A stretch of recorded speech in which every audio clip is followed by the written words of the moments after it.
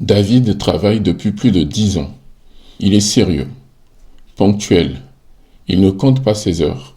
Chaque année, son salaire augmente un peu. Pas énormément, mais suffisamment pour penser que les choses vont enfin changer. Pourtant, à la fin du mois, il lui reste rarement grand-chose. Il ne comprend pas. Il ne dépense pourtant pas sans réfléchir. Il n'achète pas de voiture de luxe. Il ne voyage pas tous les mois. Il mène une vie tout à fait normale. Alors pourquoi a-t-il l'impression de travailler toujours plus sans jamais avancer? Un soir, au cours d'un dîner, un ami lui lance une phrase toute simple. Une phrase qui va complètement changer sa manière de voir l'argent. Les riches n'achètent pas les mêmes choses que les pauvres. Au début, David trouve cette phrase un peu prétentieuse.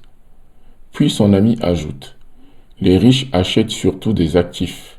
Les pauvres achètent surtout des dépenses. Cette idée le poursuit pendant plusieurs jours. Et aujourd'hui, c'est exactement ce dont on va parler. Une vie qui semble normale. David repense à toutes ces années. Il a fait ce qu'on lui avait toujours conseillé.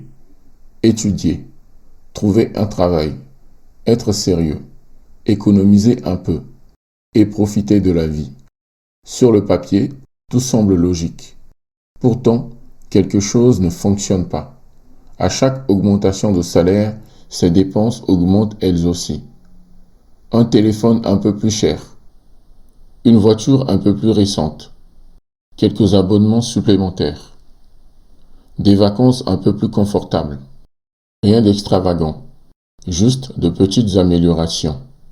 Mais au final, son compte bancaire ressemble toujours au même. Comme si chaque euro supplémentaire disparaissait aussitôt arrivé. Une conversation qui change tout.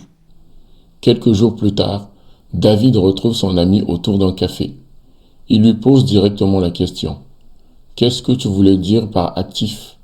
Son ami prend quelques secondes avant de répondre. Imagine que tu achètes un téléphone. Quelques années plus tard, il vaut moins. Imagine maintenant que tu achètes quelque chose qui peut produire de la valeur au fil du temps. Tu vois la différence? David hoche la tête. Son ami continue. Beaucoup de gens travaillent dur pour acheter des choses qui leur coûtent de l'argent. D'autres utilisent une partie de leurs revenus pour acheter des choses qui peuvent, avec le temps, leur en rapporter. David reste silencieux. Il n'avait jamais réfléchi de cette façon. Changer de question. Jusqu'à présent, David se posait toujours la même question. Est-ce que j'ai les moyens de l'acheter? Son ami lui propose une autre manière de réfléchir. Pose-toi plutôt cette question. Est-ce que cet achat me rapproche de mes objectifs ou est-ce qu'il m'en éloigne? Au début, cela paraît presque anodin. Pourtant, cette simple question change complètement sa façon de regarder ses dépenses. Il réalise que certains achats lui rapportent du plaisir. Et c'est très bien. Mais d'autres sont simplement devenus des habitudes, des dépenses automatiques auxquelles il ne prête même plus attention. Ce que les riches font différemment. David commence alors à lire sur le sujet. Il découvre quelque chose d'intéressant. Les personnes qui construisent progressivement un patrimoine ne vivent pas forcément dans la privation. Elles ne refusent pas tous les plaisirs. En revanche, elles prennent souvent une décision avant les autres. Elles achètent d'abord ce qui peut construire leur avenir. Puis elles utilisent le reste pour leur confort. Cette différence paraît minime. Pourtant, sur plusieurs années, elle produit des résultats totalement différents. David comprend alors que le problème n'était peut-être pas son salaire. Le problème, c'était l'ordre dans lequel il utilisait son argent. Une petite expérience. Le mois suivant, David décide de faire un test. Avant d'acheter quoi que ce soit pour lui, il met de côté une petite somme. Pas une somme énorme, juste un montant qu'il peut conserver chaque mois sans se mettre en difficulté. Puis il continue sa vie normalement. À sa grande surprise, il ne ressent presque aucune différence. En revanche, il remarque quelque chose d'autre. Pour la première fois depuis longtemps, il a l'impression que son argent commence à travailler dans une direction choisie. Il ne subit plus complètement ses dépenses. Il reprend progressivement le contrôle. Et ce n'est que le début. Les semaines passent. David continue cette nouvelle habitude. Chaque mois, avant de penser à ses envies, il met d'abord une petite partie de son salaire de côté. Au début, le montant est modeste. Il aurait pu attendre de gagner davantage, attendre une meilleure période, attendre une promotion. Mais il comprend rapidement une chose, le bon moment n'arrive presque jamais. Si tu attends d'avoir plus d'argent pour commencer à construire ton avenir, tu risques d'attendre très longtemps. Ce qui compte, ce n'est pas la taille du premier pas, c'est le fait de commencer. Petit à petit, David cesse de considérer cet argent comme une dépense. Il le voit comme une graine qui, avec du temps, peut produire quelque chose de beaucoup plus grand. Cette image lui plaît, parce qu'elle change complètement sa manière de penser. Ce qui change vraiment. Quelques mois plus tard, David ne se sent pas plus riche.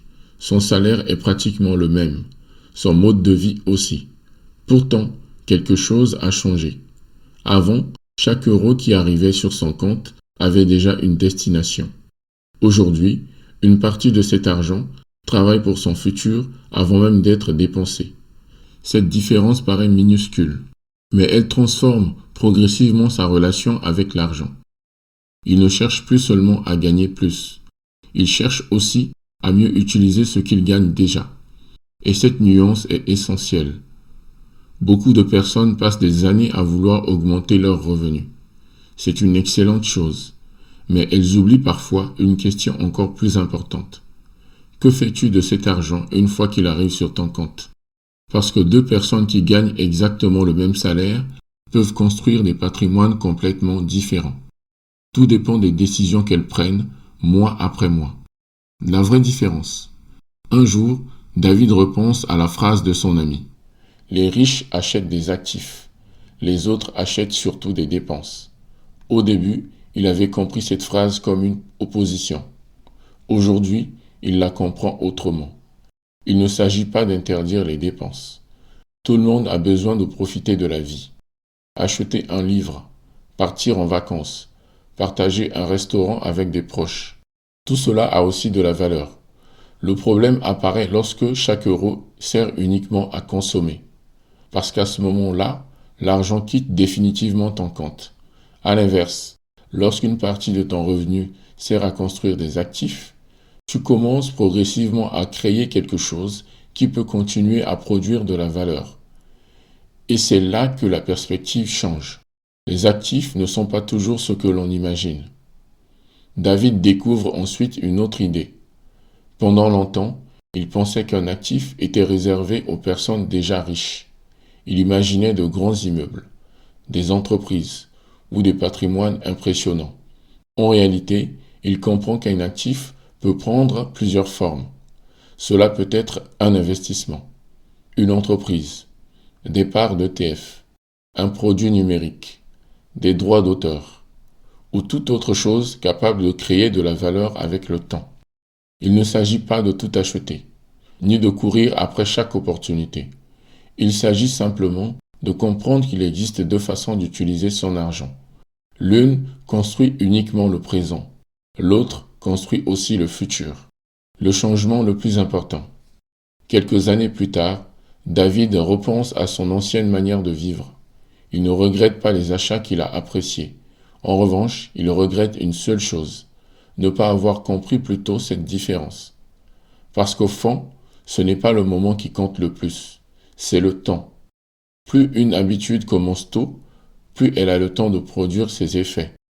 David comprend alors que les personnes qui semblent avoir pris de l'avance n'ont pas forcément gagné au loto. Elles ont simplement commencé à construire plus tôt. Petit à petit, mois après mois, sans chercher à aller vite. La leçon. En repensant à cette fameuse soirée, David sourit. Une simple phrase avait suffi à changer sa manière de regarder son argent. Avant, il se demandait « Qu'est-ce que j'ai envie d'acheter ?» Aujourd'hui, il commence souvent par une autre question. Est-ce que cet achat améliore uniquement ma vie aujourd'hui ou construit-il aussi celle de demain? Cette question ne l'empêche pas de profiter. Elle lui permet simplement de faire des choix plus conscients. Et c'est probablement la plus grande différence.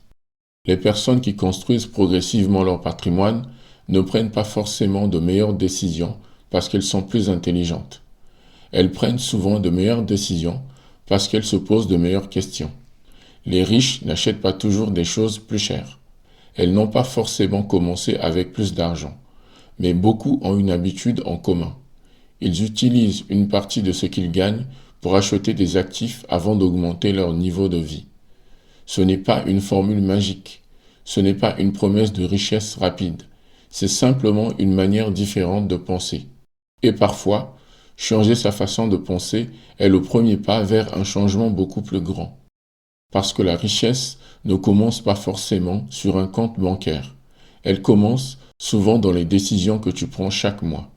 Si cette vidéo t'a permis de voir l'argent autrement et que tu veux continuer à apprendre à construire des finances plus sereines, pense à t'abonner à Argent sans stress.